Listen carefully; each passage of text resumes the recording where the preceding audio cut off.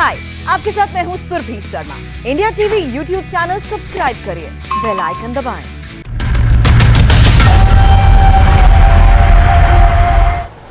नमस्कार, आप देख रहे हैं मुकाबला और मैं हूं आपके साथ पंकज भार्गव। देश की राजधानी दिल्ली में आज सुबह से ही सियासी पारा हाई है।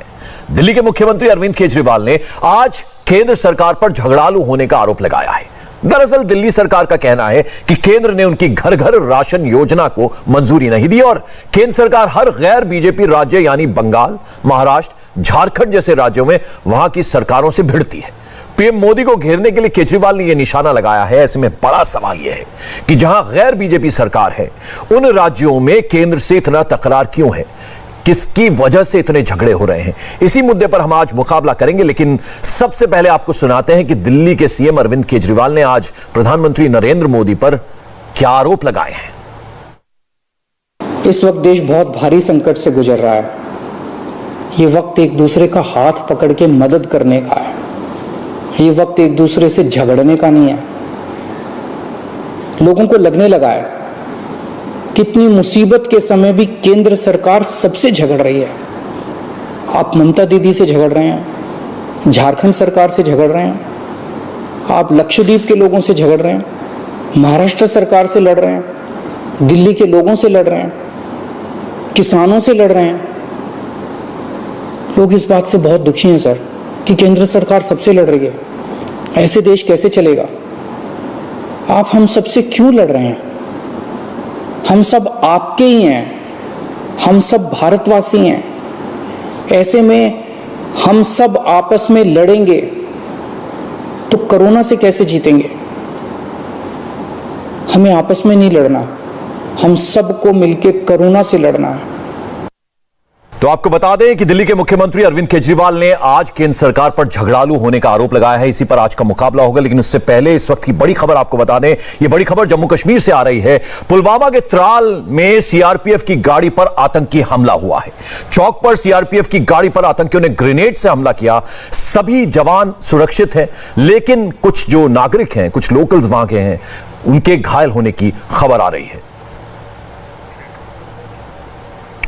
और आतंकी हमले की खबर पर हमारी नजर बनी हुई है। इस पर हम और अपडेट भी आपको लगातार देते रहेंगे। लेकिन आज दिल्ली की सियासत भी दिन भर गर्म रही। घर घर राशन पर केजरीवाल के आरोपों का जवाब बीजेपी के प्रवक्ता संबित पात्रा ने भी दिया। संबित पात्रा ने अरविंद केजरीवाल की दिल्ली सरकार पर ड्रामेबाजी करने का आरोप लगाया।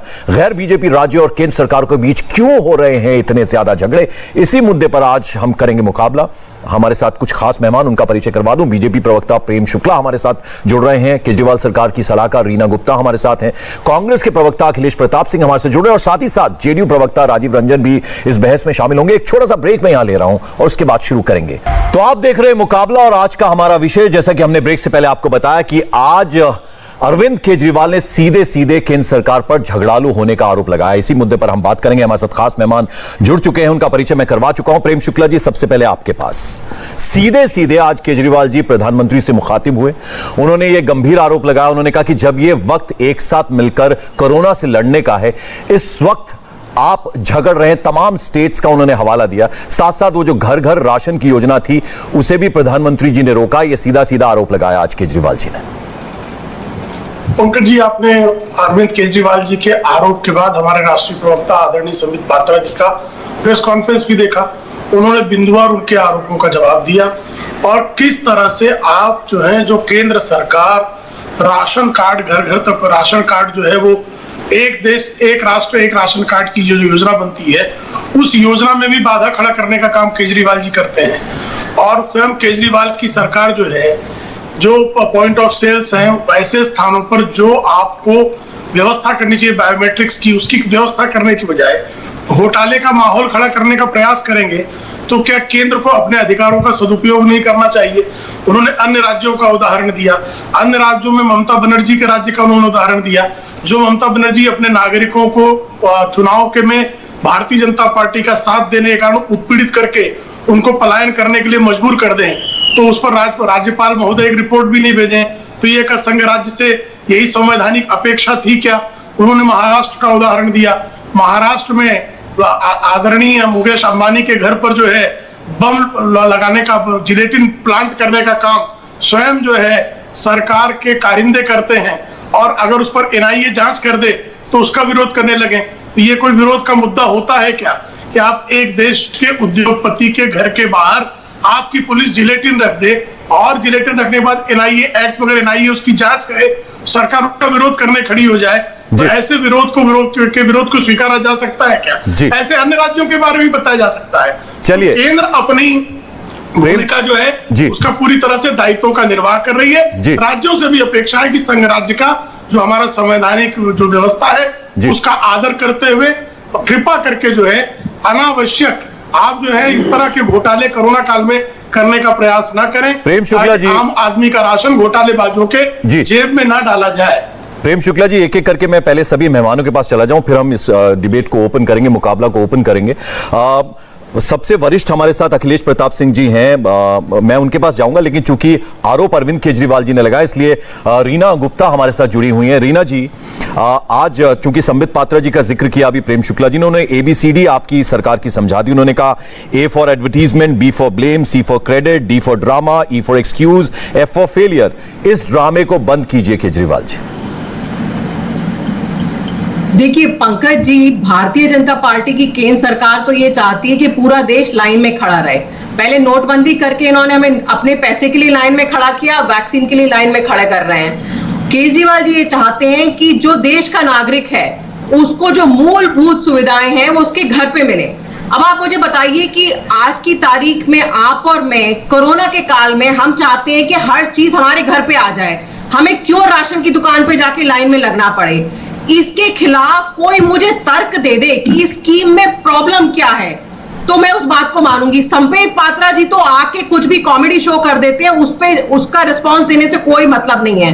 नीति आयोग की कम से कम 100 रिपोर्ट होंगी और ये आज की तारीख में नहीं है, कांग्रेस के शासन से ये चल रहा है। 75 साल से इस देश में राशन की प्रॉब्लम चल रही है। खुद राजीव गांधी जी ने कहा था कि अगर 1 रुपया गरीब के लिए भेजा जाता है उसके पास 15 पैसे पहुंचते हैं और बाकी 85 पैसे कहां जाते हैं ये आप और मैं हम अच्छी तरह जानते हैं। तो अगर कोई इसका विरोध कर रहा है तो सिर्फ वो ही विरोध कर सकते हैं जो राशन माफिया के साथ जुड़े हुए हो, और कोई इसका कोई विरोध में कोई तर्क नहीं है, पहली बात। दूसरी बात, इन्होंने कहा कि हाई कोर्ट में केस चल रहा है। हाई कोर्ट में केस किसने दर्ज किया है? राशन की जो दुकानें उन्होंने केस दर्ज किया है।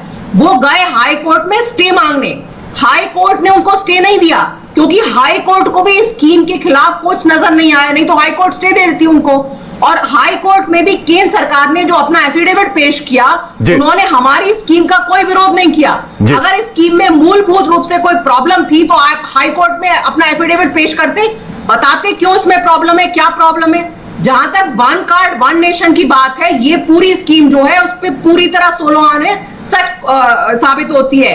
और इस स्कीम को आप पढ़िए तो सही, हम आपको 6 चिट्ठियां लिख के भेज चुके हैं, उसमें पूरा डिटेल दिया है, लेकिन ना तो इस सरकार में ये स्पेशलिस्ट की बात सुनते हैं ना किसी की राय मानते हैं। अगर किसी स्पेशलिस्ट ने उस स्कीम का डिटेल पढ़ा होता, उसको पता होता कि जो होम डिलीवरी होगी उसमें बायोमेट्रिक टेस्टिंग होगी।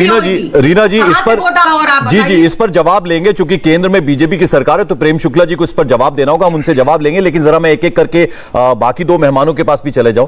अखिलेश जी, अब आपके पास मैं आना चाहूंगा। इतने साल कांग्रेस ने देश पर राज किया है तो आपसे बेहतर शायद हमें और कोई ना बता पाए। आप ये बताइए कि पहले होता था कि प्रधानमंत्री का काम करते थे, केंद्र सरकार अपना काम करती थी और राज्य सरकारें अपना अपना काम करती थी। लेकिन आजकल हमने देखा बहुत दखलंदाजी की, केंद्र सरकार ऐसे काम करे, केंद्र सरकार वैसे काम करे। कभी अरविंद केजरीवाल जी बोलते हैं, कभी ममता जी बोलती हैं, कभी उद्धव ठाकरे बोलते हैं। आपको नहीं लगता कि जिस तरीके से इतना बड़ा देश है, वैक्सीनेशन की जो समस्या थी वो धीरे धीरे सॉल्व हो रही है, इतने करोड़ लोगों को वैक्सीन लग चुका है और ऑक्सीजन की जो कमी थी उससे भी निपटा किसी तरह से, और अब इतना ज्यादा ऑक्सीजन जो है वो पहुंच रहा है दिल्ली की, वो ट्रक्स टैंकर्स जो है वो खड़े हुए हैं, वो यूज ही नहीं हो रही। तो नहीं लगता आपको कि केंद्र सरकार अपना काम कर रही है? एक कहावत है गांव की, का वर्षा जब कृषि सुखानी। जब मैक्सिमम लोगों को कोरोना हो गया और पीड़ित हो चुके हैं, तब तो ऑक्सीजन मिली, ना दवा मिला, ना बेड मिला, ना अस्पताल मिला, ना शमशान मिला, ना खाट मिला। और अगर अब सबको जब हो गया तो कोरोना किसको पकड़ेगा? मैक्सिमम लोगों को तो हो ही, आपको उतार पे है। तो अगर आप ऑक्सीजन अब दे रहे हैं, जबकि नवंबर महीने में ही पार्लियामेंट्री कमेटी ने कहा, साइंटिस्टों ने कहा, मिनिस्ट्री ने कहा कि आप तैयारी कर लीजिए, ये सब आने वाला है, इसकी व्यवस्था हो जाए। अब तो मोदी जी जनवरी में ऐलान करते हैं कि नहीं हम जीत चुके, कोरोना खत्म हो चुका है। इनके स्वास्थ्य मंत्री मार्च में कहते हैं corona is never finish, over, game खत्म। लेकिन दरअसल में चक्कर क्या है पंकज जी, ये जो केजरीवाल जी और मोदी जी हैं, ये छोटे भाई बड़े भाई हैं, एक सिक्के के दो पर। इन लोगों को काम नहीं करना, इन लोगों को सिर्फ कॉन्फ्लिक्ट करके ध्यान बंटाना। अपने फिल्डों से दोनों लोगों को ध्यान बटाने का सबसे अच्छा तरीका कि कॉन्फ्लिक्ट करते दिखाते रहो, लोगों का नजर से दूर बने रहो अपने कमियों के खराब। और दोनों लोगों का खासतौर से मोदी जी का स्वभाव है कि उनकी सिर्फ मन की बात होनी, जो मन की बात में उनके नहीं है। विपक्ष में है, गैर भाजपाई सरकारें हैं, गैर मन की बात करने वाले पत्रकार हैं, मीडिया हैं, संस्थान है, संवैधानिक संस्थाएं हैं, वो सब राष्ट्रद्रोही हैं, पाकिस्तानी हैं, खालिस्तानी हैं, नक्सल हैं, आतंकी हैं, चीनी हैं, टुकड़े टुकड़े गैंग है, जो जो कह ली। और संविधान और जिसको बोलते हैं फेडरल स्ट्रक्चर, उसका तो तार तार करने का जिम्मा शुरू से, जब से मोदी जी आए तब से। एक एमएलए का भी मुख्यमंत्री बनेगा, रात को 3 बजे वोट होगी, एक मंत्री होगा, एक राज्यपाल होगा, एक कैमरामैन होगा, चुपके महाराष्ट्र में देखा था अपने चुनी हुई सरकारों को लूट करके, विधायकों को खरीद के क्या करके किस तरह से कई राज्यों में सरकारें बना देने का। तो ये जो शकल शुरू हुआ है आदरणीय मोदी जी का कि सिर्फ हम रहेंगे, दूसरा किसी को सरवाइव नहीं करने देंगे, क्योंकि मेरे पास पावर है, पैसा है, मशीन। अखिलेश जी, मैं एक-एक करके सीबीआई ये सब कुछ है, तो हम किसी को आने नहीं देंगे। अखिलेश जी, जरा मैं राजीव रंजन जी के पास भी चले जाऊं, फिर इस बहस को हम खोलेंगे। प्रेम शुक्ला जी, आप नोट कर रहे होंगे जो बात रीना जी ने कही, और अभी चुनी हुई सरकारों को गिराने का काम करती है बीजेपी, ये भी आरोप लगाया आप पर अखिलेश जी ने, इसका भी जवाब चाहूंगा। लेकिन राजीव रंजन जी, आप ये बताइए कि आज जो बातें सीधे प्रधानमंत्री से मुखातिब हुए अरविंद केजरीवाल उन्होंने कही हैं, वो उसको लेकर क्या कहेंगे आप? देखिए, अगर अरविंद केजरीवाल जी के संक्षिप्त राजनीतिक जीवन के बारे में आप देखें तो विवादों के साथ जो उनका रिश्ता है वो शायद उनकी पूंजी भी है, और हर संकट में अवसर ढूंढने में उन्हें महारत हासिल है। अगर आप देखें, एक वाकया है, केवल 8 लाख रुपए का निवेश एक बार बिहार के मजदूरों को ट्रेन में बिठाने के लिए आप पार्टी के कार्यकर्ताओं के द्वारा किया गया। उसके इनवॉइस को रेज करके राज्य सरकार को, बिहार सरकार को भेज दिया गया, और उसके लिए जो जिस तरह के दावे किए गए वो कम से कम मल्टी बिलियन जो इंडियन करेंसी में आप कह सकते हैं विज्ञापन का जो फायदा हो सकता है, बगैर विज्ञापन दिए उन्होंने हासिल करने की कोशिश की। तो ये कोई बहुत अप्रत्याशित नहीं है। आपदा के समय राजनीतिक दलों का धर्म क्या हो, ये जरूर आज पूरी दुनिया हिंदुस्तान के राजनीतिक दलों से जानना चाहती है, इसलिए कि ये दृश्य आपको दुनिया के किसी मुल्क में नहीं दिखेगा। हर सवाल पर इतनी मौतें हमारे यहाँ हुई, इनसे ज़्यादा मौतें यहाँ हुई, मतलब यहाँ विषय इस तरीके का है। अगर कांग्रेस के कोई प्रवक्ता बोल रहे हो तो आप कभी नहीं सुन सकते हैं कि उनके यहाँ कोई कमियां रही होंगी। छत्तीसगढ़ में, झारखंड में, महाराष्ट्र में इतना आदर्श प्रबंधन जिसके लिए पूरी दुनिया से इन्हें उम्मीद होनी चाहिए कि इन्हें सर्टिफिकेट मिले कि कोरोना के प्रबंधन में सर्वश्रेष्ठ अगर कोई सम्मान के लायक अगर कोई राज्य है तो वो कांग्रेस शासित राज्य है। क्षेत्रीय दलों की अलग कहानी है। मुझे ऐसा लगता है जब लाखों लोगों को हमने खोया है और हर व्यक्ति जो भी अगर आप देखेंगे कहीं ना कहीं उसके जानने वाले या किसी राजीव जी, जब आपने जिक्र किया कांग्रेस की सरकारों का, तो आपने पंजाब और राजस्थान का जिक्र नहीं किया, जरा वो भी कर दीजिए ताकि अखिलेश जी से इस पर भी हम जवाब ले लेंगे। नहीं, मैंने कांग्रेस की बात मैंने ये कहा, वो तो मैंने 2-3 राज्य केवल बताए। मैंने ये कहा कि इस तरीके से जब आप मूल्यांकन करते हैं तो समस्या को लेकर के आपका जो नजरिया है उस सियासत से प्रेरित होने के सिवाय कुछ नहीं है।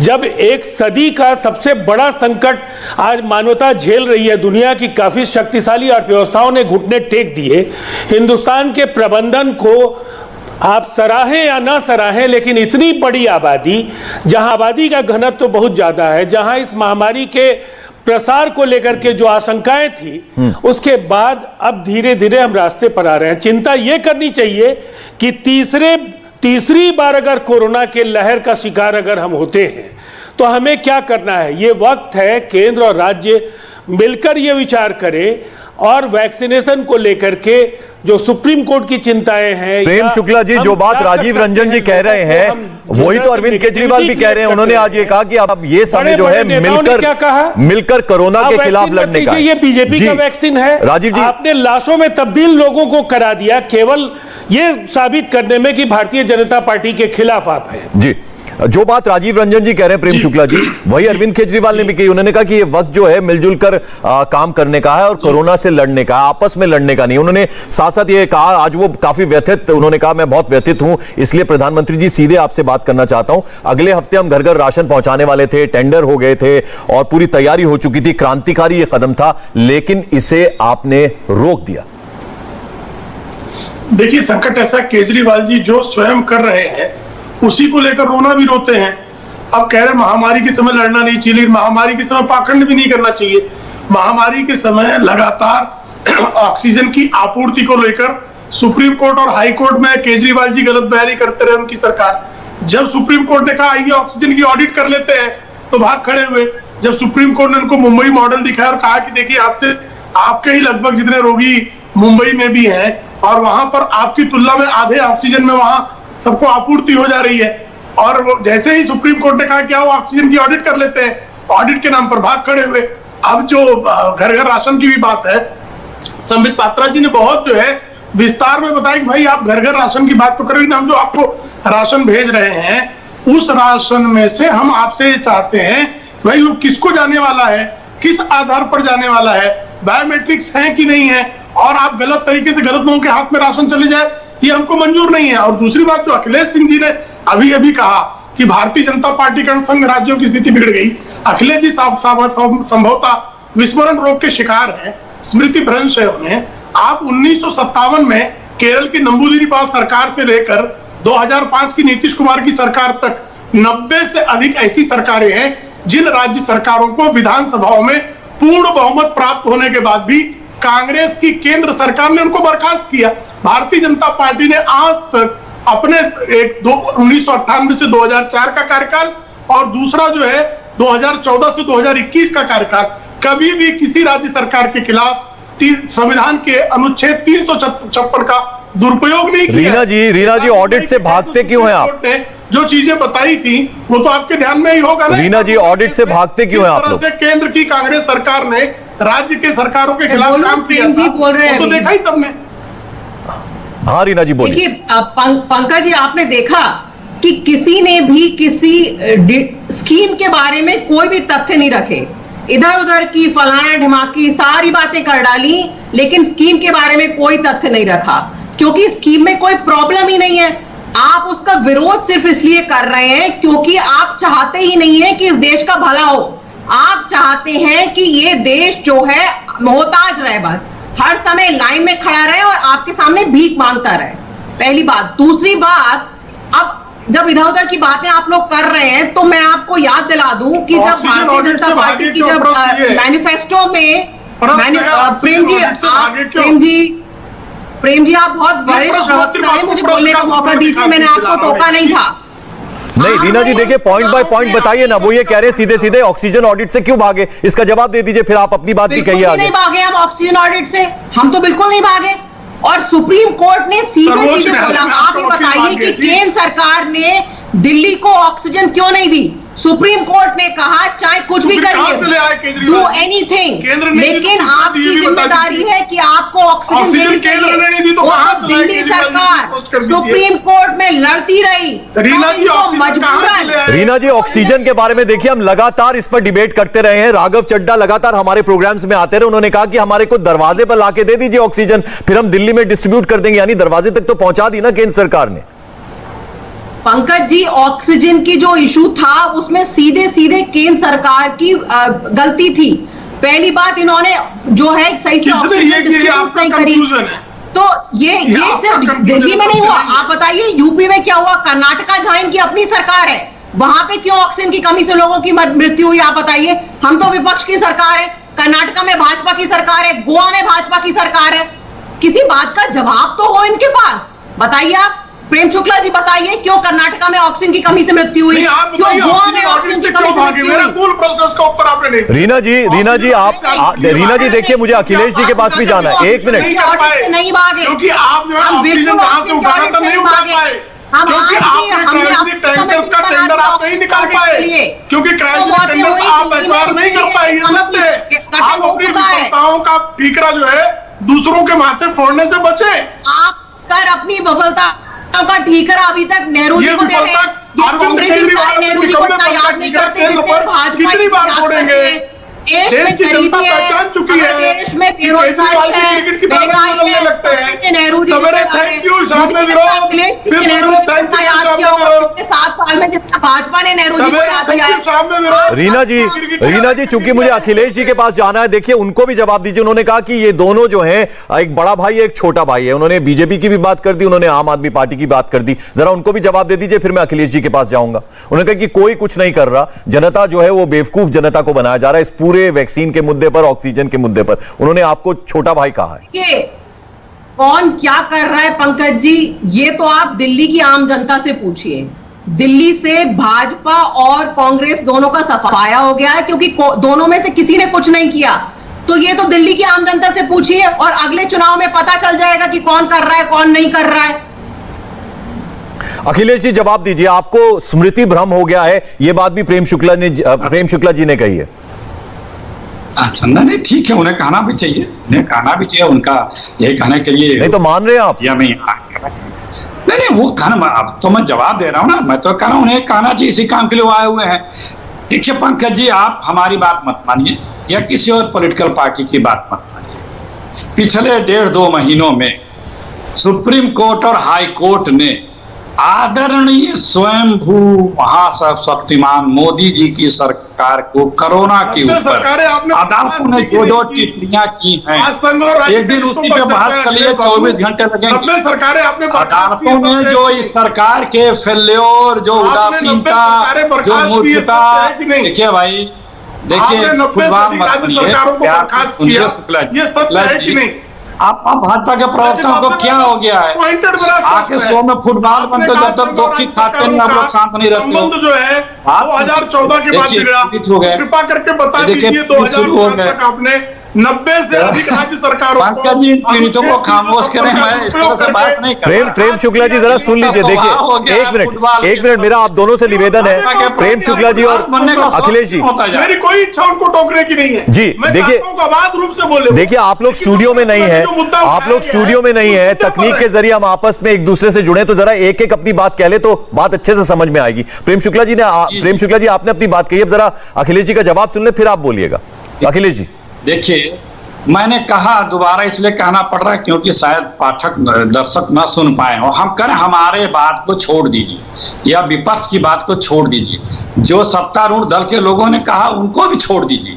वो लोगों ने भी बड़े पीड़ित होकर के बड़ी चिट्ठियां लिखी हैं, यूपी में भी लिखी हैं, देश में भी लिखी हैं, और अपना दर्द बताया है मैनेजमेंट का, कोविड पीरियड के मैनेजमेंट का। हम तो सिर्फ ये करें कि जो अदालतों ने कहा है, सुप्रीम कोर्ट और हाई कोर्टों ने, अगर उसके उन्होंने जो फेल्योर, जो मूर्खता, जो लापरवाही, जो स्वयंभू ज्ञानी बनने का जो तौर तरीका अडॉप्ट किया, और अखिलेश जी जो कैमरा ने दिखाया है पंजाब में जिस तरह से वैक्सीन की कालाबाजारी हुई और राजस्थान में जिस तरह से वैक्सीन वेस्ट हुई, जो कैमरे ने दिखाया, उस पर क्या जवाब है आपका? जनाब, दोनों प्रदेशों में आपकी सरकारें हैं, कि क्या किसी स्टेट में आप बताएंगे जहां वैक्सीन वेस्ट ना हुई हो, एक्सपायर ना हुई हो, खराब ना हुई हो? किसी प्रदेश में ऐसा है? सब जगह हुई है। और जो पंजाब में हुआ, देखिए, अरे सारे प्रदेशों में उसमें किसी दल की बात नहीं है, क्योंकि उसकी रख रखाने और उसके तरीके में कमियां हो जाती है। 2-3-4% इस तरह के वेस्टेज हुए हैं, हर राज्य के, हर सरकारों के, हर पार्टी की सरकारों में हुए हैं। हम उसको बहस आप करना चाहते हैं, अभी आंकड़े देख लीजिए, उसमें भी बीजेपी नंबर 1 ही आएगी। दूसरी अखिलेश जी मेरे दूसरे सवाल का भी जवाब दीजिए, पंजाब में जो हुआ उस पर कुछ बोलेंगे आप? मैंने आपसे कहा कि हमारे सारे राजनीतिक पार्टियों, दूसरे दलों की बात छोड़ दीजिए, सिर्फ सुप्रीम कोर्ट और हाई कोर्ट के जो जजमेंट या जो कमेंट आए हैं उस पर एक दिन बहस कर लीजिए ना, क्या क्या कहा है। शर्मसार अगर होती है सरकार तो उसी दिन मुंह काला करके गद्दी से हट जाती है, कहती मुझसे बड़ी भारी गलती हुई है। क्या क्या नहीं कहा। अब राजीव रंजन जी ने भी एक बात कही, अब उनका भी जवाब दे दूं। देखिए चक्कर क्या, इन्होंने कहा कि पूरे दुनिया में जब कोई विपदा आती है तो हिंदुस्तान के राजनीतिक दलों की भूमिका देखनी चाहिए। अवश्य देखिए, राजनीतिक दल आपको चेताते और जगाते हैं। हम कंसर्न अगर उठाते हैं तो ये हम आपका पैर खींचने के लिए नहीं उठाते हैं। हम ये कहते हैं कि राजीव रंजन जी आगे गड्ढा देख के चलिए, आप कहते हैं झूठ बोल रहे हो और आप उसी में गिर जाते हैं। हमारा कर्तव्य, हम आपको कंसर्न उठाते हैं, चिंता उठाते हैं, उसको आप राजनीति करते हैं और आप सोए रहते हैं। कमेटियां रिकमेंड करती हैं कि वैक्सीन बुक करो, कमेटियां रिकमेंड करती है ऑक्सीजन का डिस्ट्रीब्यूशन बना लो, चेन बना लो, बेड तैयार रख लो, आईसीयू तैयार रख लो, जो पीएम केयर फंड का डिस्ट्रीब्यूशन कर लो, जो इक्विपमेंट्स हैं उनकी तैयारी कर लो। आप सोते रहते हैं। आप उसके बाद स्वयंभू एक्सपर्ट बन के बोलते हैं कहां है कोरोना, कोरोना खत्म। प्रधानमंत्री का बयान जनवरी में, देश के स्वास्थ्य मंत्री का बयान मार्च में, और वही हालत है, सबको ही भोगना पड़ा। आपने राजीव रंजन जी का सवाल उठाया। राजीव जी इस पर कुछ बोलेंगे आप? बिहार की अगर मैं बात करूं, मैंने इनसे पंजाब का सवाल किया, मैंने इनसे राजस्थान का सवाल किया, उन्होंने कहा सब प्रदेशों में ऐसा हुआ है। आप कोर्ट्स की बात कीजिए, सुप्रीम कोर्ट और हाई कोर्ट ने क्या कहा है, जरा इस पर जवाब दीजिए राजीव रंजन जी। देखिए पंकज जी, सबसे पहली बात तो यह है कि हाई कोर्ट और सुप्रीम कोर्ट की दुहाई कांग्रेस देती है, लेकिन देश में आपातकाल क्यों लागू हुआ ये कांग्रेस भूल जाती है। जस्टिस जगमोहन सिन्हा ने इंदिरा जी बनाम राजनारायण जी के मामले में जब एक फैसला दिया जो इंदिरा जी को पसंद नहीं आया, इंदिरा जी ने पूरे देश को इसकी सजा दे दी। देश भूला नहीं है और न्यायपालिका के पर कतरने में कांग्रेस को महारत हासिल है। लोग भूल नहीं पाए हैं कि जस्टिस एन रॉय चौथे नंबर पर थे और वो उस दौर में हिंदुस्तान के चीफ जस्टिस हुए। तो ये जो स्थितियां हैं और सरकारों के बर्खास्तगी को लेकर चुनी हुई सरकारों को अपदस्थ करना और इस तरह से दलों में तोड़फोड़ कराना, भजनलाल संस्कृति को पूरे देश में विकसित करना, मुझे लगता है इसमें कांग्रेस किसी को भी नसीहत देने की स्थिति में नहीं है। इसकी इजाज़त इतिहास तो कम से कम नहीं देता है। लेकिन मैं एक बात जरूर कहना चाहूँगा, ऑनरेबल सुप्रीम कोर्ट के टिप्पणियों का आप हवाला दें या राज्य के हाई कोर्ट्स का हवाला दें, बुनियादी तौर पर इस देश में मैंने पहले भी कहा कि केंद्र शब्द का कोई भौतिक अस्तित्व तो नहीं है। अगर आप देखें तो राज्यों से ही केंद्र बना है और राज्यों के संचालन के लिए केंद्र बना है। आप स्टेट सब्जेक्ट है हेल्थ, लॉकडाउन करना है, ये पूरी तरह से ये पुलिसिंग का मसला है, कैसे आप कंट्रोल करेंगे नहीं करेंगे, आपको इजाजत दे दी गई। आपने वैक्सीन को लेकर के कहा कि वैक्सीन राज्यों को खरीदने की अनुमति दे दीजिए। अगर उन कंपनियों ने कहा कि आप इसको नहीं, आपसे हम सीधे नहीं बात करेंगे, हम केंद्र सरकार से बात करेंगे, तो फिर आप इसके पीछे चले जाइए जब आपके नेताओं ने कहा कि ये वैक्सीन नहीं लेना है। मैं उन नेताओं का नाम बार बार नहीं दोहराऊंगा। तो मैं ये कहना चाहता हूं कि क्या ये सही में आपदा का धर्म है क्या?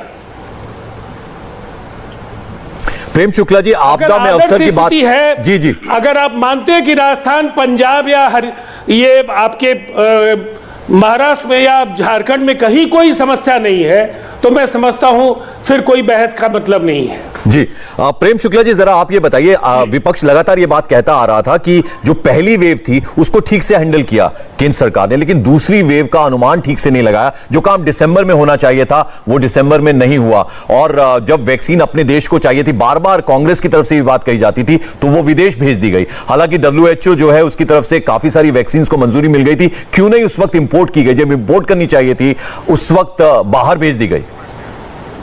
देखिए वैक्सीन पर किस तरह से दुष्प्रचार हुआ। पहले तो वैक्सीन, जब भारत बायोटेक की वैक्सीन आई तो वैक्सीन के बारे में दुष्प्रचार करने का काम राहुल गांधी, शशि थरूर, इनके जो हैं छत्तीसगढ़ के मुख्यमंत्री भूपेश बघेल लगातार करते रहे।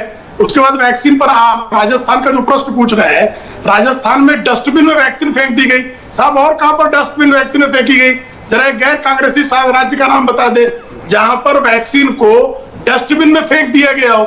आप एक और कांग्रेसी, किसी गैर कांग्रेसी राज्य का नाम बता दें जहां पर वैक्सीन सरकार से 400 के पर वायल पे खरीदी गई हो और 1000 के मूल्य पर बेचा गया हो। जनता को वैक्सीन, जो मुफ्त में वैक्सीन जनता को लगाने के लिए लाई गई थी, उस वैक्सीन पर मुनाफाखोरी कमाने का काम और कहां किया गया, ये भी बता दीजिए। और ऑक्सीजन को लेकर जो रीना जी सवाल उठा रही थी, उस पर भी जवाब दे दीजिए प्रेम शुक्ला। सुप्रीम कोर्ट ने तो बहुत स्पष्टता से बताया ना, सुप्रीम कोर्ट में दूध का दूध पानी का पानी हो गया था कि जैसे ही ऑडिट की बात की वैसे ही भाग खड़े हुए। और सुप्रीम कोर्ट में स्वयं केंद्र सरकार ने कहा, केंद्र सरकार के हमारे जो है सॉलिसिटर जनरल तुषार मेहता जी ने कहा कि हम चाहते हैं कि special task force supreme court को एक प्रस्ताव दिया गया कि भाई ऑक्सीजन के डिस्ट्रीब्यूशन में जो बार बार कुछ राज्यों की तरफ से आरोप लगा रहे हैं, केंद्र ने स्वयं प्रस्तावित किया सुप्रीम कोर्ट को कि आप एसटीए बनाइए ताकि जो है किसी प्रकार के आरोप लगाने की गुंजाइश ही शेष न बचे। तो लोग ऑक्सीजन के संदर्भ में आप मुझे बता दीजिए ना एक राज्य का नाम कि जिसने जो है अब कोरोना के जो है चरम पर पहुंचने के पहले ऑक्सीजन की अपने स्टेट में मैपिंग और आवश्यकता का जो है अग्रिम पत्र भेजा रहा है, एक राज्य मुझे दिखा दीजिए। तो जब ऑक्सीजन की मैपिंग भी केंद्र कर रहा है, ऑक्सीजन एक्वायर भी केंद्र कर रहा है, ऑक्सीजन के लिए जगह आपको बता रहा साहब, आपके पास क्रायोजेनिक टैंकर ही नहीं है कि आप उसको उठा लाए, फिर कहते साहब हमारे दरवाजे पे दे दीजिए।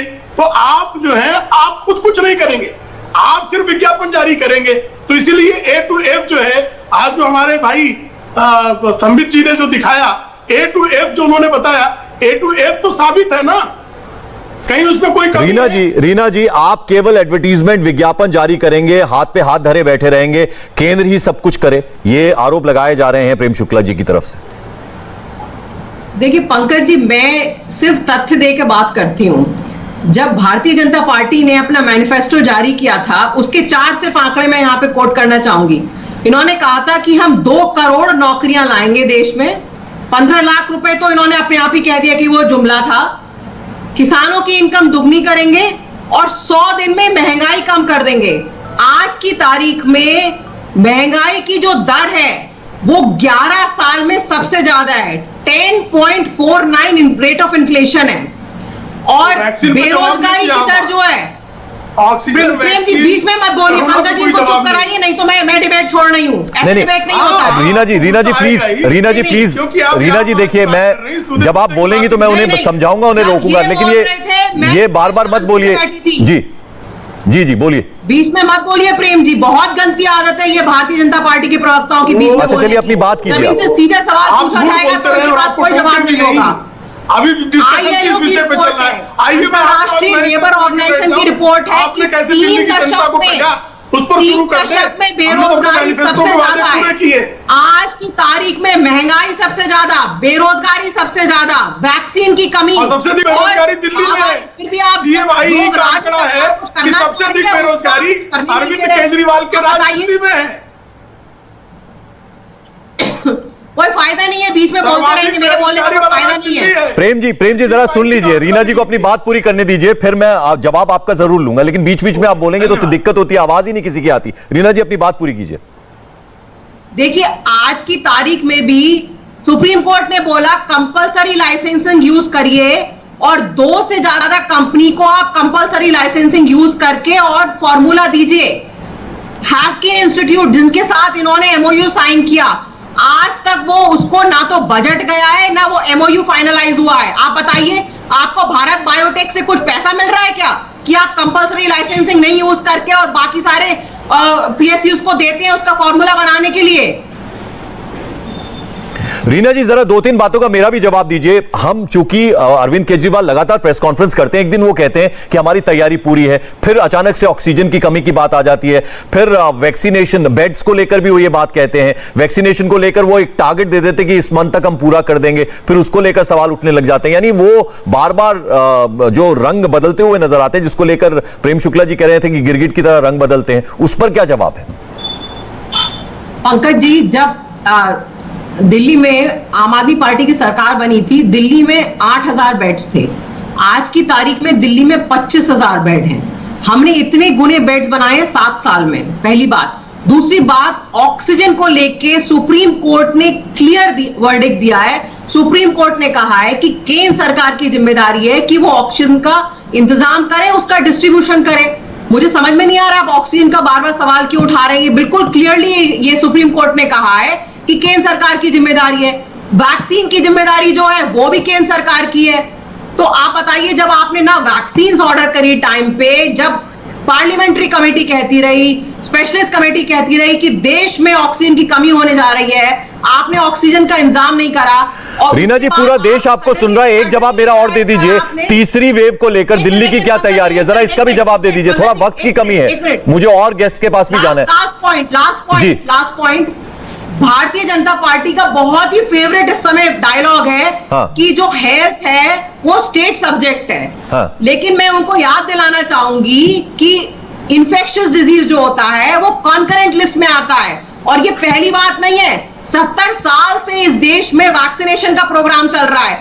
टीके के नाम पे कभी इतनी घटिया और गिरी हुई राजनीति देश में नहीं हुई है जो कि आज की तारीख में भारतीय। ठीक, एक जवाब और दे दीजिए रीना जी, एक जवाब और दे दीजिए। तीसरी वेव को लेकर क्या तैयारी है दिल्ली की, अगर आती है तो? सर, हमने तीसरी वेव को लेकर हमने ऑलरेडी 4 टास्क फोर्स सेटअप कर दिए हैं। एक टास्क फोर्स ये देख रही है कि अगर जैसा कहा जा रहा है कि बच्चों के ऊपर ज्यादा असर पड़ेगा तो किस तरह के पीडियाट्रिक वार्ड बनाने हैं, बच्चों के किस तरह से हम लोगों को मास्क अलग तरह के बनाने पड़ेंगे ऑक्सीजन सिलेंडर के लिए।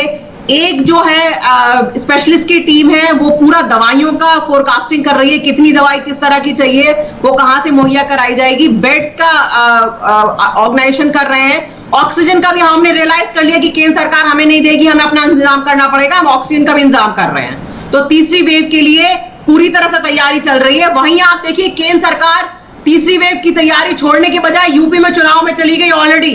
यूपी में चुनाव, चलिए इस पर मैं जवाब लूंगा। अखिलेश जी जरा आप ये बताइए, अखिलेश जी एक बार मैं आपके पास आना चाहूंगा। एक मिनट, रीना जी हमने आपकी सारी बातें सुन ली, अखिलेश जी आपके पास मैं आना चाहूंगा। देखिए, सोशल मीडिया का पूरा सहारा लेना, सोशल मीडिया पर हर रोज ट्विटर पर कुछ ना कुछ ट्वीट कर देना, केंद्र सरकार को कोसना, क्या बस इसी से कोरोना पर नियंत्रण पाया जा सकता है? आप खुद ये कहते हैं कि मिलजुल कर केंद्र सरकार के साथ काम करेगा विपक्ष, लेकिन दिखता तो नहीं है ऐसा। मैं दिखा रहा हूं आपको ही। राहुल जी सबसे पहले व्यक्ति हैं पिछले साल 2020 में जनवरी और फरवरी में कहे कि कोरोना आ रहा है, आदरणीय मोदी जी प्रिकॉशंस लेने शुरू कर दीजिए और ये होगा। मोदी जी के दूसरे दिन उनके केंद्रीय मंत्री जावड़ेकर जी आकर के प्रेस कॉन्फ्रेंस करते हैं कि राहुल गांधी पैनिक क्रिएट करा रहा है। फिर 15 दिन बाद राहुल जी करते हैं कि प्लीज तैयारियां करिए, सुनामी आ रही है और इससे इकोनॉमी पे भी असर पड़ेगा। महाराष्ट्र क्यों नहीं तैयारी करवा दी? पंजाब को नमस्ते ट्रम्प करने लगते हैं क्यों नहीं तैयारी मंत्री और चैनल आप लोग भी प्रोग्राम चला रहे थे कि देखो राहुल गांधी बचकाना बयान दे रहे हैं, पैनिकी क्रिएट कर रहे हैं। सब बीजेपी में मोदी जी गोदी जी कीर्तन कर रहे थे, मजाक उड़ा रहे थे और बार बार कहा गया, सब पूरा सहयोग दिया गया। हम व्यक्तिगत रूप से कांग्रेस पार्टी पूरे देश में सहयोग की अभियान चला रही है, काम कर रही है। बीजेपी के मंत्री या एमपी मिनिस्टर स्टेट मिनिस्टर नेता कांग्रेस से समर्थन मांगते रहे, आपने देखा, और कांग्रेस ने उन्हें मदद दी और आज भी कांग्रेस कर रही है मदद। कहां है 35,000 करोड़ रुपए जो बजट में एलोकेट किए गए थे? कुछ है हिसाब? लोग मरे, कहां खर्च किया, कहां लगाया? सबसे अधिक पीएम केयर फंड का कुछ है हिसाब? कहां लगाया? ऑक्सीजन प्लांट कहां लगाए? सब चीजें फर्क देख लीजिए। अरे भाई, अक्लमंद आदमी विपक्ष से विपक्ष के किसी से भी ज्ञान की बातें मिलती हैं तो अक्लमंद आदमी उससे अपने आप को सुधार लेता है। लेकिन अखिलेश जी, प्रेम शुक्ला जी कह रहे हैं सबसे ज्यादा गरीब जो है वो मरे हैं कांग्रेस शासित प्रदेशों में। अरे जनाब, आपके एंकर होंगे हर जिले में। देखिए, इंडिया टीवी के एंकर हर जिले में, यूपी में किसी भी गांव में भेज दीजिए, किसी भी गांव में भेज दीजिए और वहां से लोगों से पूछवा लीजिए कि कितने लोग कोरोना से इस गांव में डेथ हुई है। अभी आपको पता लग जाएगा। जो सच्चाई लिख दे, जो दिखा दे, सब जेल, सबके मुकदमे, नदियों में लाशें तैर रही हैं, बालू में लाशें तोपी जा रही हैं, कपड़े हटाए जा रहे हैं, क्या क्या किया। भारत दुनिया की महाशक्ति को रातों रात बेचारा बना देने वाले आदरणीय मोदी जी। 45 लाश फूंक दी गई महाराष्ट्र। बेशर्मी से बातें जो करते हैं ये भाजपा के नेता, शर्म नहीं आती। ये बेशर्मों की तरह से बातें करें, पूरा हिंदुस्तान के लोगों को घर में मातम मना और ये यहाँ बैठ करके बेशर्मी की बातें करते हैं। इनको म्यूट करिए और ये जो 2 विंडो करा करके पीसीआर आपके ये कराता, ये बंद करिए जनाब। ये गंभीरता अखिलेश से जी, बहस अखिलेश करवाना जी, सीखिए आप लोग। जो टेक्निकलिटीज हैं वो हमारे चैनल पर छोड़ दीजिए, उसको उस पर आप उंगली मत उठाइए। प्रेम शुक्ला जी, थोड़ा वक्त की कमी है। प्रेम शुक्ला जी, थोड़ी वक्त की कमी है, जरा इस बात का जवाब दे दीजिए। जो रीना जी ने भी सवाल उठाया, उन्होंने कहा कि तीसरी वेव की हमारी तैयारी पूरी है। जरा केंद्र सरकार से भी पूछ लीजिए, अगर तीसरी वेव आती है तो उससे निपटने की क्या तैयारी है केंद्र सरकार की, जरा इस पर भी जवाब दीजिए। तीसरी वेव के लिए सबसे अधिक ऑक्सीजन के लिए आने के लिए पैसा कौन दे रहा है? प्रधानमंत्री केयर फंड से दिया जा रहा है। सबसे समन्वय का काम कौन कर रहा है? तो केंद्र सरकार कर रही है। अगर सबसे अधिक बेड्स अगर डीआरडीओ ने बनाए, कहां दिया जा रहा है ये पूरे देश में, दिल्ली में भी सबसे अधिक बेड किसने बनाए? डीआरडीओ ने बनाए, राधा स्वामी सत्संग ब्यास ने बनाए। केयर फंड का हिसाब बता दो। फीता काटने बस किया जा रहा है। ऑडिट करवाइए, और दूसरी तरफ में की एनसी सरकार है।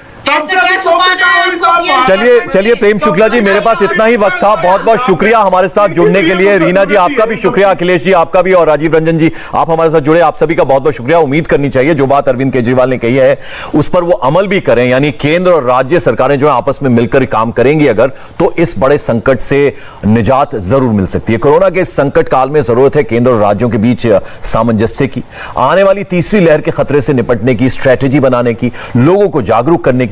लेकिन कुछ लोग अपनी सियासत के लिए अनर्गल बातें कर रहे हैं, सरकार की खिलाफत करने के नाम पर, आंदोलन के नाम पर लोगों की जिंदगी को खतरे में डाल रहे हैं। हाय, आई एम सुरभि शर्मा। खबरों से अपडेट रहने के लिए India TV YouTube channel subscribe करिए, साथ में बेल आइकन जरूर दबाएं। जुड़े रहें इंडिया टीवी के साथ।